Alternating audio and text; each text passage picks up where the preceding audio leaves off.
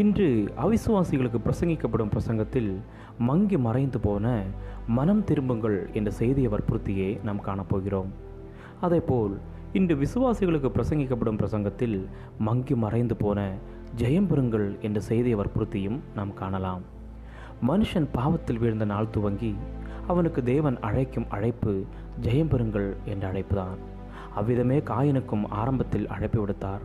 பாவம் உன் வாசற்படியில் படுத்திருக்கிறது, நீ அதை அடக்கி ஆண்டு கொள்வாயாக என்றார். இதே அழைப்பு வேதாகமத்தின் கடைசி புஸ்தகத்தில் திரும்பவும் தரப்படுவதை பாருங்கள். ஜெயங்கொள்ளுகிறவன் எல்லாவற்றையும் சுதந்திரித்துக் கொள்வான், நான் அவன் தேவனாயிருப்பேன், அவன் என் குமாரனாயிருப்பான். தேவனோடு நெருங்கி ஐக்கியம் கொண்டு அவருடைய நோக்கத்தை நம் வாழ்வில் நிறைவேற்றுவதற்கு ஒப்பான மகிமையை இந்த உலகத்தில் உள்ள வேறு எதற்கும் நாம் ஒப்பிட்டு பார்க்கவே முடியாது.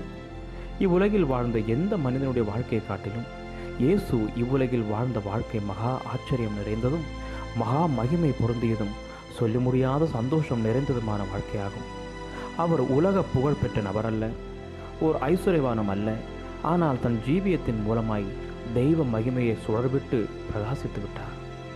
இன்று உங்களை அணுகி வரும் சுவிசேஷத்தின் நற்செய்தியை தயவு கூர்ந்து கேளுங்கள். ஆம், நீங்களும் இயேசுவிடம் ஜொலித்த அதே மகிமையை உங்கள் வாழ்க்கையில் ஜொலித்து பிரகாசித்த முடியும். இவ்வையகத்தில் நீங்கள் வாழும் நாட்களெல்லாம் ஒரு ஜெயம் பெற்றவராய் என்னாலும் திகழ்ந்திட முடியும்.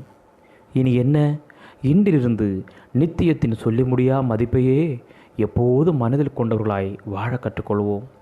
இவ்வாழ்க்கையில் உண்மை உள்ளவர்களாய் நிலைத்திருக்கும் பொழுது தேவன் நம்முடைய வாழ்க்கையிலே மகிமையான காரியங்களை செய்வார்.